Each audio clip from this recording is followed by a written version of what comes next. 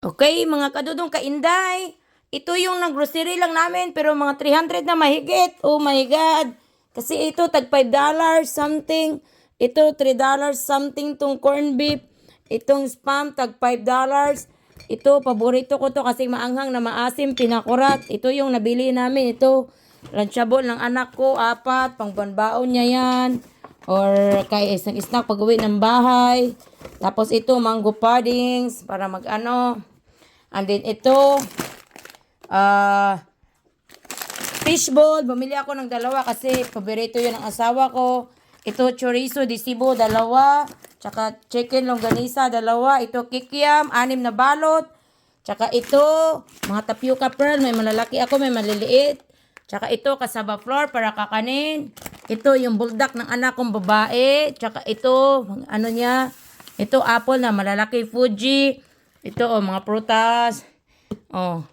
Ayan, ito lang yung prutas na bili namin sa Vallarta. Pero alam nyo ba, prutas lang, $30 na. Oh, ito lang, 5, 10, 15, 20. Oh. Oh. Almost 30 na yan. Kasi plus tax pa. Ito lang, 3 apple. Kulang-kulang $10 yung 3. Kaya 30 something, ayan. Oh, ito yung nag-grocery namin, $300 na yan, mahigit. Ito lang. Kaya hirap hanapin yung pera ngayon. Ang bilis gastusin. Kaya mabangka sa credit card. Thank you mga kadudong ka-Inday. Thanks for watching all of you. Inday Regine, thanks for supporting in me. O, napuno ako sa pisan kasi para hindi mangati ang aking mukha na allergy. Thank you to all of you for support mga kadudong ka-Inday. Hello mga kadudong ka-Inday. Ito yung nabili namin sa Walmart. Oh, ito yung yan, yung crispy treats, yung pang-snack nila, pang ano.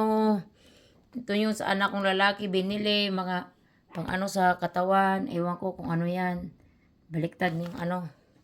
Ito, cheez-it, pang-snack nila. Ito na yung mga spam, pang ulam sa umaga. Ayan, 8 yan. Ito, Pringles nilang dalawa, oh.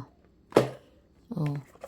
6 yan. Tapos ito yung aking ano. Mas ganito gusto ko yung box. Mas tipiran ako kaysa dun sa ano sa bote.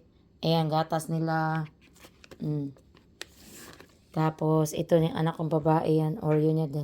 2 box din na ganyan. Tapos 2 box din. Ito isang flavor. Tapos ito Giovanni na yogurt. 3 box. Then ito para sa waffle. Sa pang morning nila pag nagano. Tapos ito Yakult. Anak kong babae. Ito goldfish. Ito, pag nagprito siya ng itlog, anak kong lalaki. Ito naman yung aking Pukland. Sa anak ko rin babae, oh. Tapos bili din siya ng spam, okay. Thank you, mga friends and relatives. Kahit ganyan na lang, kahit konti lang, $200 na mahigit. Ang hirap kitain ng pera, pero ang bilis ubusin. Isang linggo lang namin grocery, 500 na mahigit.